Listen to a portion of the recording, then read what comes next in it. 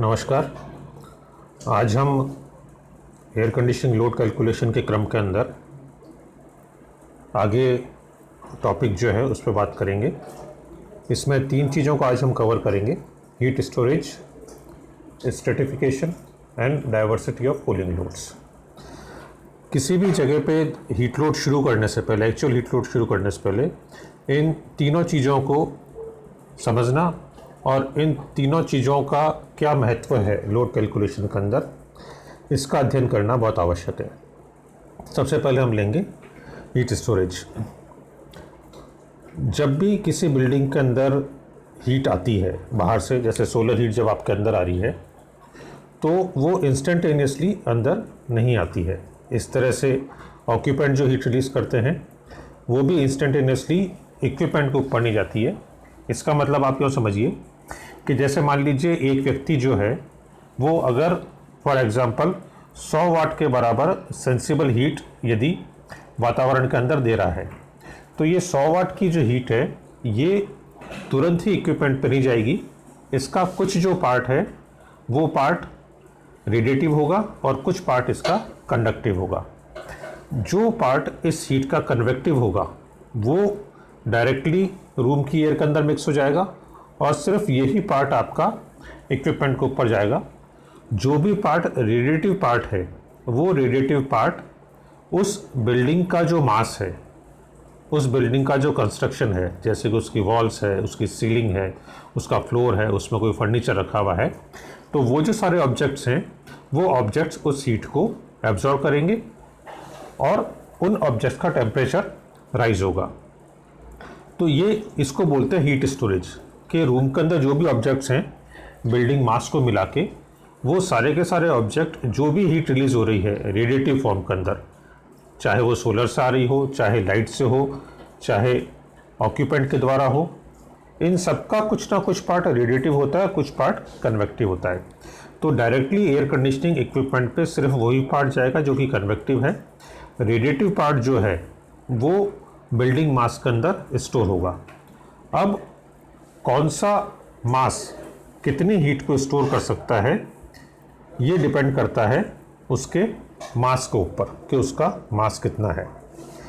जैसे जैसे वो हीट को स्टोर करता जाएगा वैसे वैसे उसका टेम्परेचर बढ़ता जाएगा और उसकी जो हीट स्टोरेज की कैपेसिटी है वो हीट स्टोरेज की कैपेसिटी उसकी कम होती जाएगी।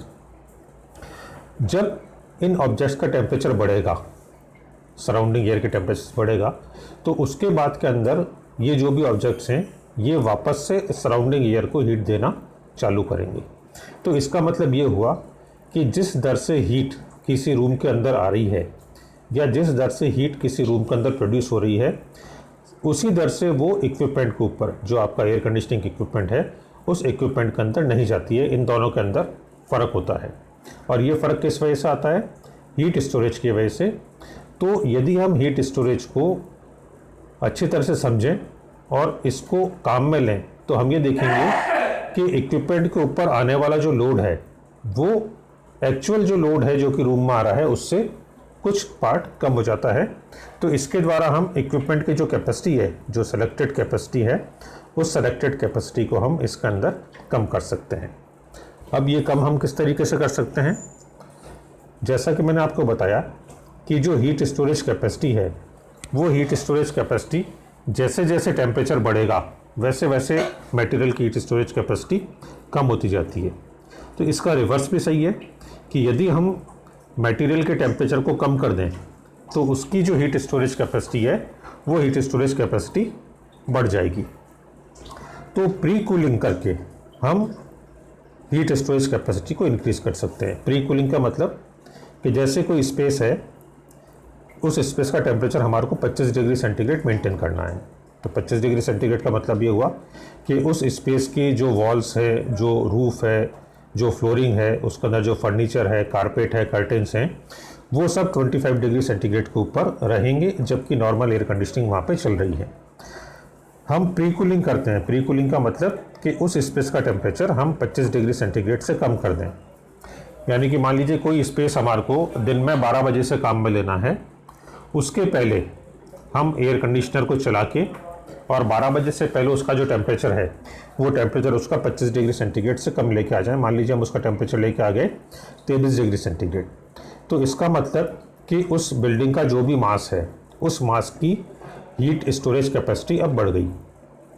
अब 12 बजे जब उस स्पेस को हम काम लेना शुरू होंगे, जब उसके अंदर ऑक्यूपेंट आएंगे, जब कोई शॉप खुलेगी, तो इसका मतलब कि अब जो भी हीट उसके अंदर आ रही है वो सारी की सारी हीट जो है वो डायरेक्टली इक्विपमेंट पर नहीं जाएगी, उसका कुछ पार्ट जो है वो बिल्डिंग के मास के अंदर स्टोर हो जाएगा।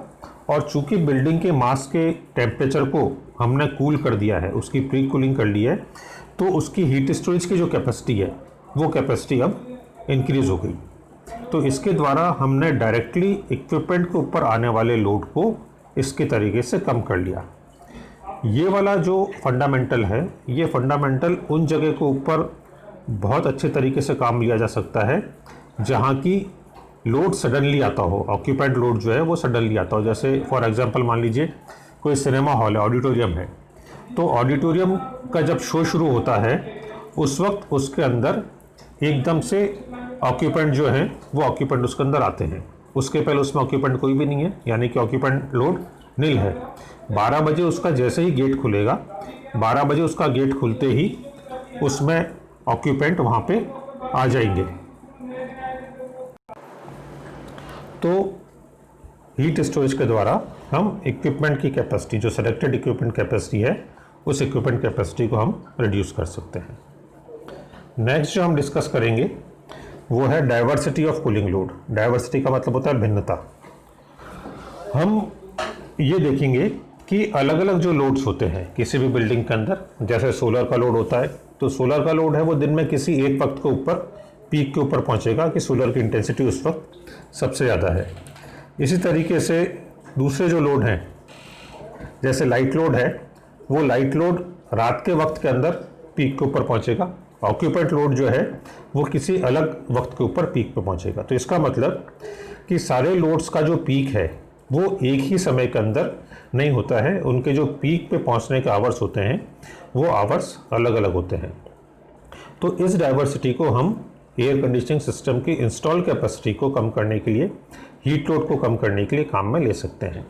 अब ये डाइवर्सिटी कितनी लेनी है ये लोकेशन पर डिपेंड करती है, एप्लीकेशन के टाइप के ऊपर, एप्लीकेशन की साइज़ के ऊपर डिपेंड करती है, और जो इंजीनियर हीट लोड की कैलकुलेशन कर रहा है उस इंजीनियर के जजमेंट के ऊपर, उसके हीट लोड की समझ के ऊपर डिपेंड करती है।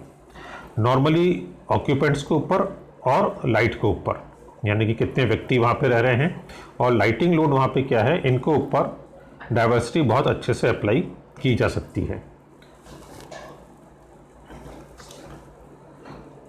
एग्जाम्पल के तौर पे मान लीजिए अगर कोई बहुत छोटा सा ऑफिस है जिसके अंदर एक या दो व्यक्ति ही काम कर रहे हैं, तो ऐसे केस के अंदर हम वहाँ पे ऑक्यूपेंट पे डाइवर्सिटी अप्लाई नहीं करेंगे, क्योंकि किसी भी वक्त वहाँ पे एक या दो व्यक्ति मौजूद हो सकते हैं।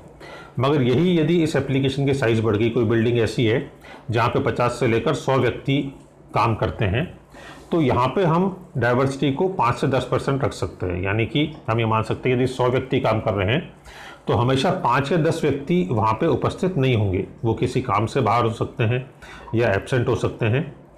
कभी भी वहाँ पे 100% लोग जो हैं वो उपस्थित नहीं होंगे। यही मान लीजिए संख्या आपकी बढ़ जाती है, कोई 20 या 30 मंजिल की बिल्डिंग है, तो वहाँ पे हम ऑक्यूपेंसी के अंदर जो डाइवर्सिटी है उस डाइवर्सिटी को 10 से लेकर 20% तक ले सकते हैं। इस तरह से यदि हम लाइटिंग लोड की बात करें तो लाइटिंग लोड जो है, किसी भी रूम के अंदर जो भी लाइट्स लगी हुई होती हैं वो नॉर्मली सारी की सारी लाइट एक साथ के अंदर काम में नहीं आती हैं। कुछ लाइट्स हम स्टैंड बाई के तौर पर रखते हैं कि जब कोई लाइट ख़राब हो जाए तो दूसरी लाइट उसके वक्त पे काम आ सके। तो इसका मतलब कि पूरी लाइट्स कभी भी काम में नहीं आएंगी, कुछ डाइवर्सिटी उसके अंदर हम अप्लाई कर सकते हैं। अब कितनी डाइवर्सिटी अप्लाई करनी है ये डिपेंड करेगा उस पर्टिकुलर एप्लीकेशन के ऊपर। इसके अलावा ये भी देखें कि जिस वक्त लाइट का लोड आपके पीक के ऊपर होगा, जो कि नाइट आवर्स के अंदर होगा जबकि बाहर अंधेरा हो जाता है, उस वक्त आपका जो सोलर है उस सोलर का पीक वहाँ पे नहीं होगा, क्योंकि दिन के अंदर जब आपके डे लाइट प्रॉपर आ रही है तब आपका लाइटिंग लोड कम हो जाएगा, और रात के वक्त जब आपका सोलर लोड कम हो गया है उस वक्त आपका लाइट लोड बढ़ जाएगा। तो हमारे को बेसिकली ये चीज़ समझनी है कि जितने भी प्रकार के कूलिंग लोड्स हैं उन कूलिंग लोड का पीक एक ही वक्त के ऊपर नहीं हो रहा है। तो इसलिए हमारे को ऐसा नहीं करना है कि हर लोड का हम पीक कैलकुलेट करें और सारे पीक को जोड़ दें। यदि ये करके हम लोड कैलकुलेट करेंगे तो हमारा जो लोड है वो एक्चुअल लोड जो कि किसी भी वक्त के अंदर बिल्डिंग के अंदर आता है उस एक्चुअल लोड से बहुत ज़्यादा हो जाएगा। हमारे को इक्विपमेंट ज़्यादा कैपेसिटी का लगाना पड़ेगा, जिससे कैपिटल कॉस्ट भी ज़्यादा लगेगी और जो रनिंग कॉस्ट है, इलेक्ट्रिसिटी कॉस्ट और मेंटेनेंस कॉस्ट, वो रनिंग कॉस्ट भी उस केस के अंदर हमारे ज़्यादा हो जाएगी। तो हमारे को बहुत सावधानी से कूलिंग लोड की डाइवर्सिटी को हीट लोड कैलकुलेशन के अंदर काम में लेना है। तीसरी चीज़ जो हम डिस्कस करेंगे वो है स्ट्रेटिफिकेशन ऑफ हीट। स्ट्रेटिफिकेशन का हिंदी में तात्पर्य होता है एक जगह पे इकट्ठा हो जाना। तो हीट का एक जगह पे इकट्ठा हो जाना, इसको हम बोलते हैं स्ट्रेटिफिकेशन ऑफ हीट। अब जैसा कि आपको मालूम है कि हॉट एयर जो है वो कोल्ड एयर के कंपैरिजन के अंदर उसकी डेंसिटी कम होती है, यानी कि वो हल्की होती है। तो किसी भी रूम के अंदर जो हॉट एयर है वो हल्की होने की वजह से ऊपर उठेगी और ऊपर उठ के जो उसकी सीलिंग है उस सीलिंग के आसपास के पार्ट के अंदर वो इकट्ठी रहेगी। तो किसी भी रूम के अंदर यदि हम फ्लोर से लेकर सीलिंग तक की हाइट को देखें तो हम ये देखेंगे कि सबसे ज़्यादा जो टेम्परेचर है वो सबसे ज़्यादा टेम्परेचर हमारे को सीलिंग के पास में मिलेगा।